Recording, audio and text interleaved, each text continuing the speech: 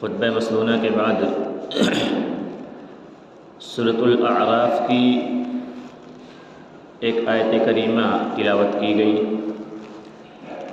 اس آیت کریمہ میں اللہ تبارک و تعالی نے 3 باتوں کا حکم صادر فرمایا ہے۔ فرمایا خذ العفو وأمر بالعرف وأعرض عن الجاہلین، کہ اے نبی کریم صلی اللہ علیہ وسلم آپ عفو درگزر کی روش کو اختیار کیجیے اور نیکی کا حکم دیں، وَأَعْرِضْ عَنِ الْجَاهِلِينَ، اور جاہلوں سے اعراض کریں۔ 3 باتوں کا اللہ تبارک و تعالی نے حکم دیا۔ پہلی چیز جس کا حکم دیا گیا وہی ہمارے خطبہ جمعہ کا موضوع ہے کہ لوگوں کو معاف کر دینا۔ اگر ہمارے حق میں کوئی غلطی کر جائے، کوئی ہم پر ظلم کر دے، خواہ وہ ہمارا بھائی ہی کیوں نہ ہو، ہمارا کتنا ہی عزیز ہو، ہمارے رشتہ دار ہوں، پڑوسی ہوں، دوست و احباب ہوں، کوئی بھی ہو، اگر وہ ہمارے حق میں غلطی کر جاتے ہیں، ہم پر ان سے جانے انجانے میں کوئی ظلم ہو گیا، تو اس غلطی کو معاف کر دینا یہ بہت بڑی صفت ہے۔ اور یہ صفت، یہ خوبی ہمارے سماج اور معاشرے میں لوگوں میں بہت کم دیکھنے کو ملتی ہے۔ الشاذ کالمعدوم ایک مقولہ ہے، مطلب یہ ہے کہ آٹے میں نمک کے برابر، کہ بہت ہی تھوڑے لوگ ہیں کہ جو ان کے حق میں اگر کوئی غلطی کر جائے تو اسے معاف کر دیتے ہوں، چھوڑ دیتے ہوں۔ اللہ تبارک و تعالی نے قرآن حکیم سے پہلے بہت ساری کتابیں نازل فرمائیں، جن کی تعداد و شمار کا علم ہمیں نہیں ہے، لیکن کچھ مشہور کتابیں جن میں تورات، زبور، انجیل وغیرہ، تو اللہ تبارک و تعالی نے جو پچھلی آسمانی کتابیں نازل فرمائیں، ان کتابوں میں رسول کریم صلی اللہ علیہ وسلم کا جو تعارف کرایا، جو انٹرو کرایا گیا، تو اس میں رسول کریم صلی اللہ علیہ وسلم کی پہچان کراتے ہوئے، آپ کا تعارف کراتے ہوئے جو بہت ساری خوبیاں ذکر کی گئی ہیں، ان میں ایک عظیم خوبی، ایک عظیم صفت یہ بھی تھی کہ آپ لوگوں کو معاف کرنے والے ہوں گے۔ ایک تابعی عطا بن یسار رحمہ اللہ، انہوں نے عبداللہ بن عمرو بن عاص رضی اللہ تعالی عنہما سے ایک سوال کیا کہ اللہ کے رسول صلی اللہ علیہ وسلم کی خوبیاں گزشتہ کتابوں میں بھی ذکر کی گئی ہیں، تو وہ کیا خوبیاں تھیں، وہ کیا تعریفات تھیں جو رسول کریم صلی اللہ علیہ وسلم کی گزشتہ کتابوں میں ذکر کی گئی؟ وہ بیان کرتے ہیں کہ جنگ یرموک میں انہیں تورات کا ایک نسخہ ملا، ایک مصحف تورات کا انہیں ملا، تو کہتے ہیں کہ میں نے سنا تھا کہ اللہ کے رسول صلی اللہ علیہ وسلم کی تعریف و ستائش، آپ کی صفات کا تذکرہ دیگر آسمانی کتابوں میں بھی ہے، تو یہ سوچ کر میں نے اس تورات کے نسخے کو الٹنا پلٹنا شروع کر دیا کہ میں وہ تلاشوں وہ خوبیاں آپ کی کہ جو گزشتہ کتابوں میں موجود ہیں۔ تو عبداللہ بن عمرو بن عاص رضی اللہ تعالی عنہما کہتے ہیں کہ مجھے وہ خوبیاں نظر آئیں وہ آیت کریمہ میرے سامنے آئی، یا ایھا النبی انا ارسلناک شاہدا ومبشرا ونذیرا، مزید اس میں اس بات کا تذکرہ،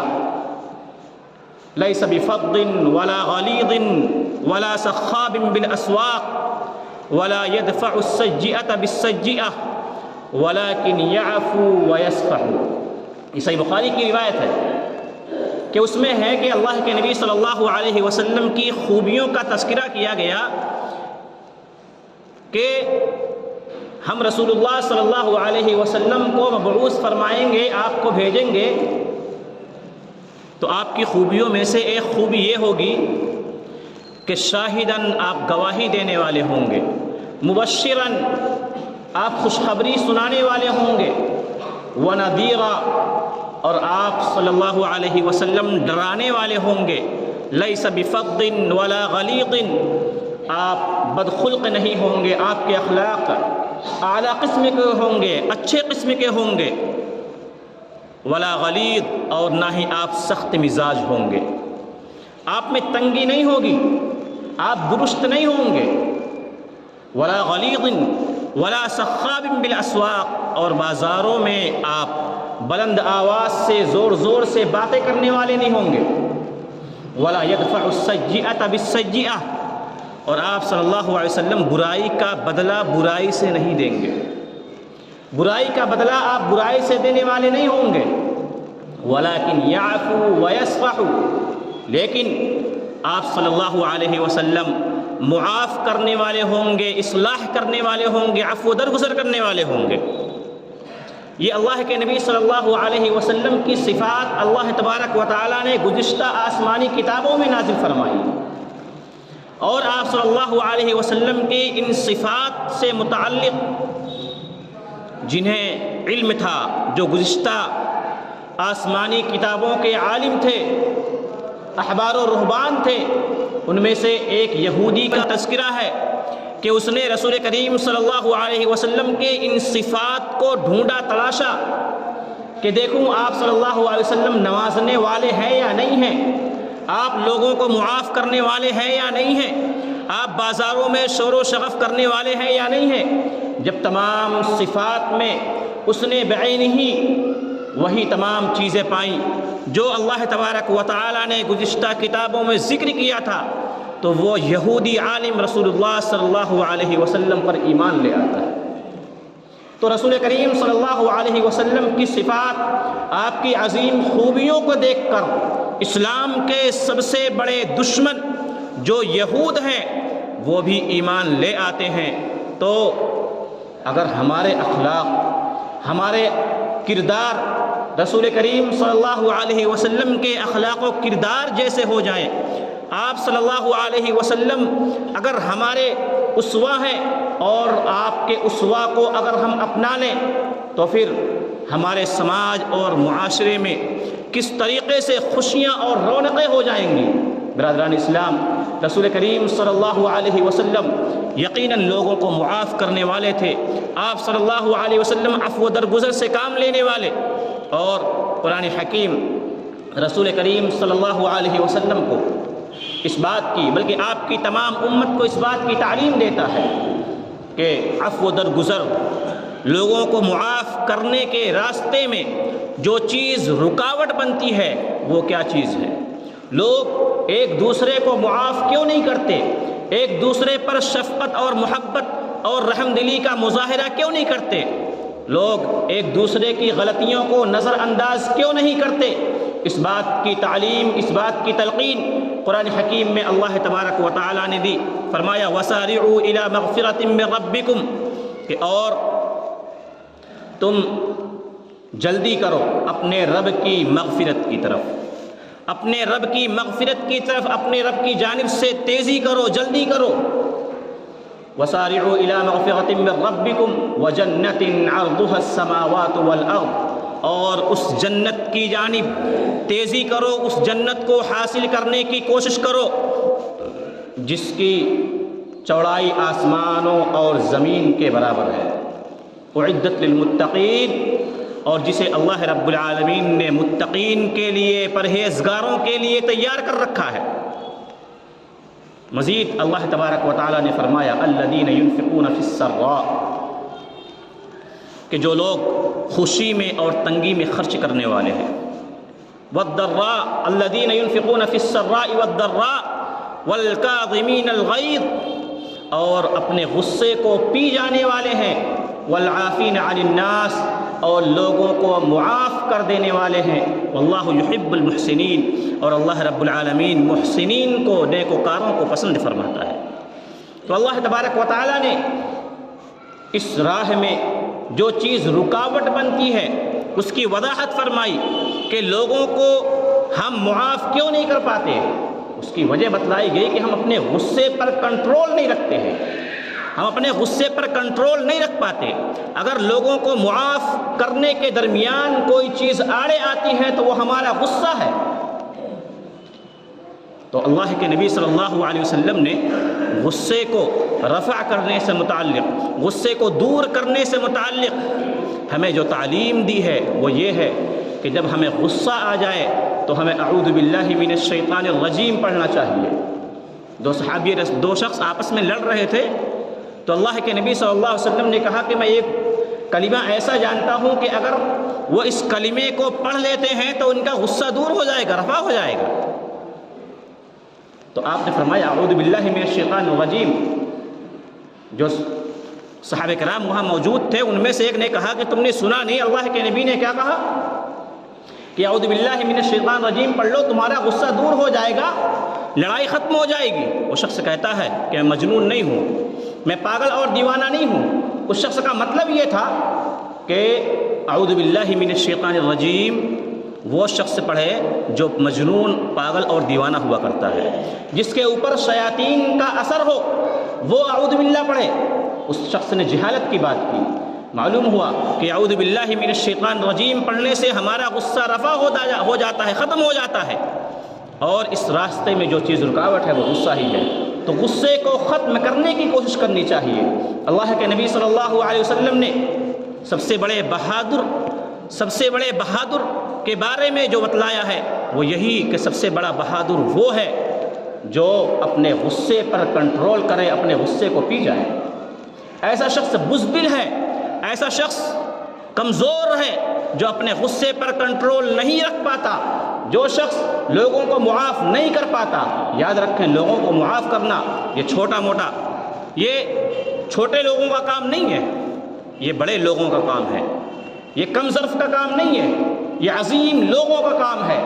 یہ ان لوگوں کا کام ہے جو اللہ تبارک و تعالیٰ کے محبوب ہوا کرتے ہیں۔ اللہ کے نبی صلی اللہ علیہ وسلم اور دیگر تمام انبیاء علیہ السلام کے بارے میں اللہ تبارک و تعالیٰ نے جو ایک اہم اور خاص بات ذکر فرمائی ہے وہ یہی کہ انبیاء علیہ السلام درگزر کرنے والے، وہ معاف کرنے والے تھے۔ حضرت یوسف علیہ السلام کے بارے میں پڑھیں کہ کس طریقے سے یوسف علیہ السلام پر ظلم و زیادتی کی گئی۔ ننھے منھے بچے معصوم سے ہیں،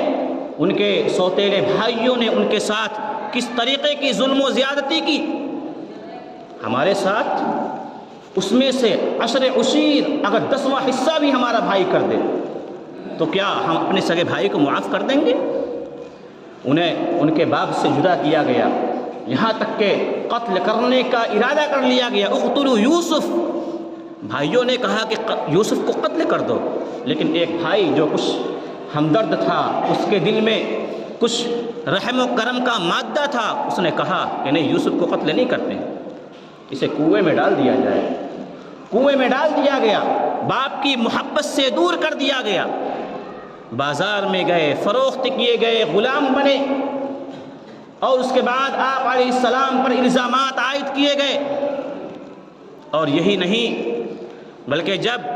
اللہ تبارک و تعالی نے مصر کے وزیر خزانہ بن گئے تو جب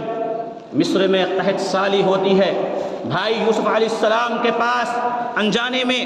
مال لینے کے لیے حاضر ہوتے ہیں تو وہاں بھی آپ پر الزام لگایا جاتا ہے، وہاں بھی آپ پر الزام لگایا جاتا ہے۔ جب آپ نے چپکے سے بنیامین کے سامان میں وہ شاہی برتن چھپوا دیا تھا تو بھائیوں نے کہا تھا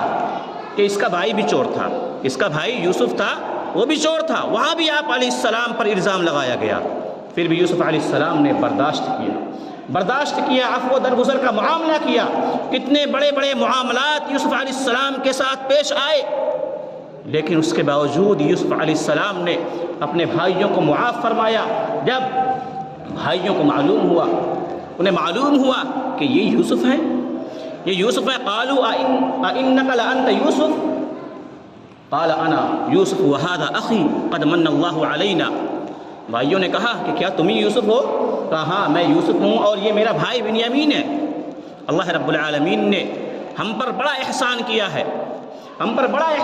ہے، ان بھائیوں کو اپنی وہ تمام غلطیاں ان کے سامنے آتی ہیں،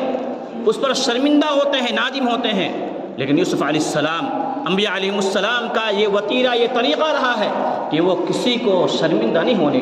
ہونے دیتے تھے، وہ اس بات کا موقع نہیں دیتے کہ وہ اپنی بات پر شرمندہ ہو۔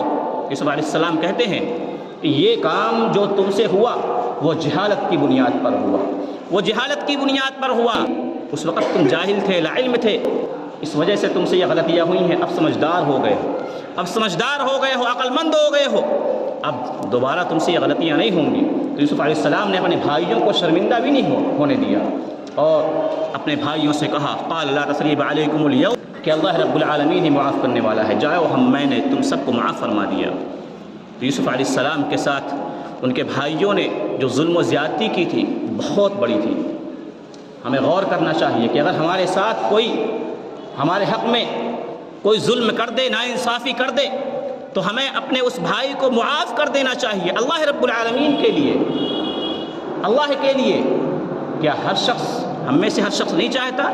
کہ اللہ تعالی ہماری مغفرت فرمائے؟ ہر شخص کی خواہش ہے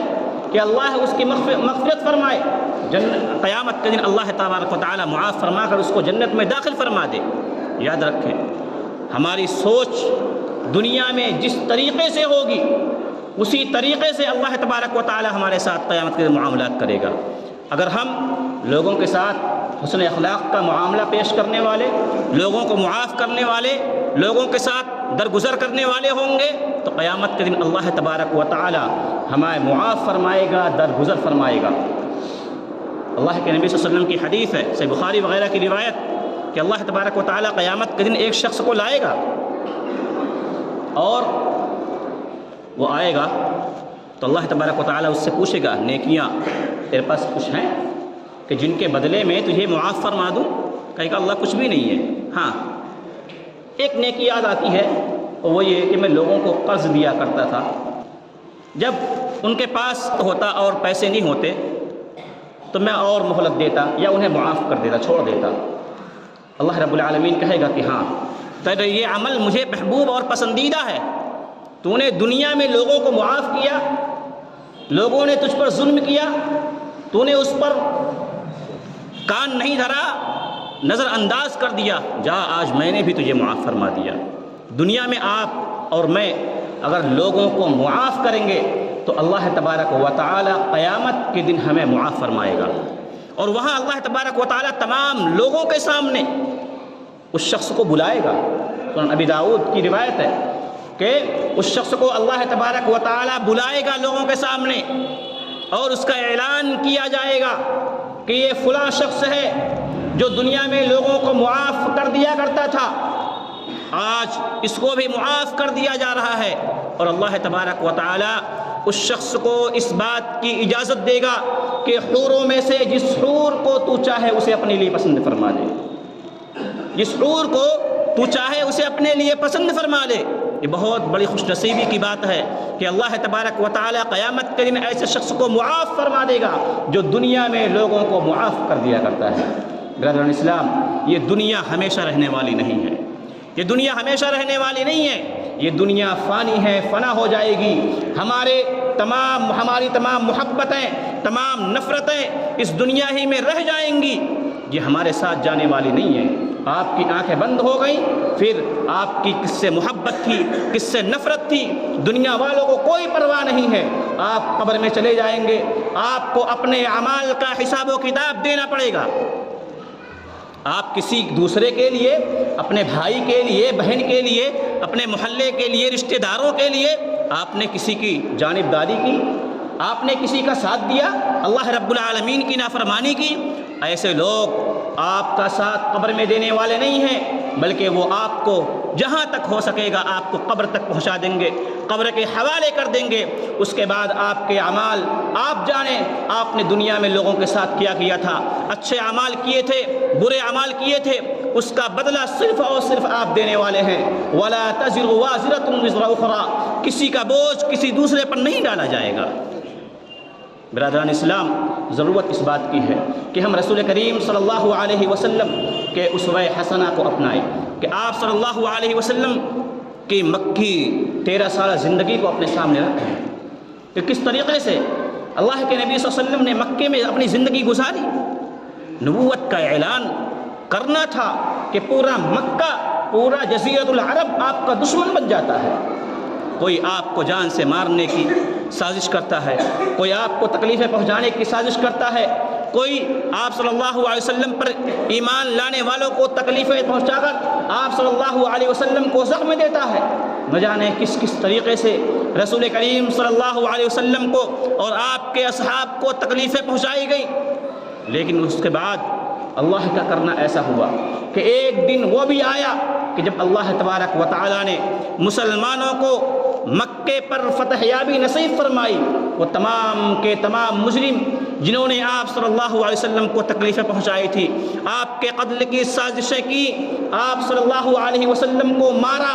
آپ صلی اللہ علیہ وسلم کے اصحاب کو شہید کر دیا گیا، وہ تمام کے تمام لوگ وہاں پر موجود ہیں، اور پھر بھی آپ صلی اللہ علیہ وسلم ان پر قابض ہونے کے باوجود آپ صلی اللہ علیہ وسلم ان تمام لوگوں کو معاف فرما دیتے ہیں۔ آپ سوال کرتے ہیں، پوچھتے ہیں کہ تمہارا میرے بارے میں کیا خیال ہے؟ مجرمین ہیں، آپ کے جانی دشمن تھے، اس کے باوجود سوال کرتے ہیں کہ کیا خیال ہے؟ جانی دشمن ہونے کے باوجود کہتے ہیں کہ ہمیں آپ سے خیر کی امید ہے، ہمیں آپ سے بھلائی کی امید ہے کہ تمہارا باپ بھی خیر و بھلائی والا تھا، تم بھی خیر و بھلائی والے ٹھہرو گے، تم ہمیں معاف فرما دو گے۔ اللہ کے رسول صلی اللہ علیہ وسلم نے تمام صحابہ، تمام لوگوں کو معاف فرما دیا، اور آپ کا معاف کرنا تھا، آپ کا یہ معاف کرنا ایسا تھا کہ آپ کے معاف کرنے کی وجہ سے ان لوگوں نے اسلام قبول کر لیا۔ اگر آپ چاہتے تمام لوگوں کو قتل کرا دیتے، تمام کو قتل کرا دیتے، کیونکہ اسلام میں تو اس بات کی اجازت ہے نا کہ کوئی آپ کے ساتھ ظلم کرتا ہے تو تم اتنا بدلہ لے سکتے ہو جتنا تمہارے ساتھ ظلم کیا گیا ہے۔ آپ چاہتے ظلم کا بدلہ لے لیتے، لیکن آپ نے ایسا نہیں کیا، آپ نے معاف فرما دیا، اور آپ کے معاف کرنے کی وجہ سے اسلام کو اتنی بڑی فتح یابی ہوئی کہ پھر دوبارہ اتنی بڑی فتح یابی اسلام کو حاصل نہیں ہوئی۔ برادران اسلام، انسانی جو مزاج ہے وہ انتقامی مزاج ہے، انتقامی مزاج ہے۔ کوئی نہیں چاہتا کہ اگر کوئی اس کے ساتھ ظلم کرے تو وہ اسے چھوڑ دے، اگر کوئی ایک تھپڑ آپ کو رسید کرے گا تو انتقامی مزاج اس حد تک بڑھا ہوا ہے، اس حد تک سخت ہے کہ وہ چاہتا ہے کہ اگر اس نے ایک تھپڑ جڑا ہے تو میں اس کے 10 تھپڑ جڑوں۔ یہ ہمارا مزاج ہے، لیکن اس کے باوجود شریعت مطہرہ کہتی ہے ادفع باللتی ہی احسن السیئہ، کہ اگر کوئی برائی کرتا ہے تو برائی کو اچھی طریقے سے ختم کرو، اسے اچھی طریقے سے ختم کرو، معاف کر دو۔ اور یہ آیت کریمہ اللہ تبارک و تعالیٰ نے اس وقت نازل فرمائی تھی جب آپ مکی زندگی گزار رہے تھے، اور جیسا کہ میں نے پہلے کہا کہ یہ معاف کرنا چھوٹے لوگوں کا کام نہیں ہے، یہ بڑے ظرف کا کام ہے۔ اللہ نے فرمایا وما یلقاها الا الصابرون، وما یلقاها الا الصابرون، کہ ہر کوئی معاف نہیں کر سکتا، ہر کسی کے بس کی بات نہیں ہے معافی دینا، تو معاف کرنا سیکھیے۔ یہ اللہ کے رسول صلی اللہ علیہ وسلم کی عظیم صفت تھی، اور آپ صلی اللہ علیہ وسلم کی یہ صفات اللہ تبارک و تعالیٰ نے گزشتہ آسمانی کتابوں میں بھی نازل فرمائی۔ آپ معاف کریں گے، اللہ رب العالمین کی جانب سے آپ کے لیے ایک پشت پناہی کرنے والا رہے گا۔ اللہ رب العالمین ایک بندے کو ایسا آپ کے ساتھ مقرر کر دے گا جو ہمیشہ آپ کی حفاظت کرتا رہے گا۔ صحیح مسلم کتاب البر والصلۃ والآداب میں امام مسلم رحمۃ اللہ علیہ نے ایک حدیث نقل فرمائی، فرماتے ہیں کہ ایک شخص آتا ہے کہتا ہے اللہ کے نبی صلی اللہ علیہ وسلم میرے کچھ رشتہ دار ہیں، وہ میرے ساتھ میں ان کے ساتھ اچھا سلوک کرتا ہوں، وہ میرے ساتھ برا کرتے ہیں، میں ان کے ساتھ نرم مزاجی کرتا ہوں، وہ میرے ساتھ سختی سے پیش آتے ہیں۔ تو آپ صلی اللہ علیہ وسلم نے کہا کہ جیسا تو کہہ رہا ہے اگر ایسا ہی ہے کہ تو ان کے ساتھ حسن سلوک کا معاملہ کرتا ہے، تو انہیں معاف کرتا ہے اور وہ تیرے ساتھ سختی سے پیش آتے ہیں، تو پھر تو ان کے منہ میں گرم راکھ ڈال رہا ہے، اور اللہ تبارک و تعالی تیرے اس عمل کی وجہ سے تیرے لیے ایک پشت پناہی کرنے والا مقرر کر دے گا۔ تو ایسے لوگوں کی اللہ تبارک و تعالی حفاظت کرتا ہے جو لوگوں کو معاف کرتے ہیں، لوگوں کو عفو درگزر سے کام لیتے ہیں۔ تو برادران اسلام بڑی عظیم صفت ہے، ہم ضرور اس عظیم صفت کو اپنانے کی کوشش کریں، اور اس کے اپنانے سے انشاءاللہ ہمارے معاشرے میں جو برائیاں ہیں وہ برائیاں ختم ہو جائیں گی، اور پھر ہم آپس میں بھائی بھائی بن کے رہیں گے۔ اللہ تبارک و تعالیٰ سے دعا ہے کہ اللہ تبارک و تعالیٰ جو باتیں کہی گئی ہیں اس کے مطابق ہمیں اپنی زندگی گزارنے کی توفیق نصیب فرمائے۔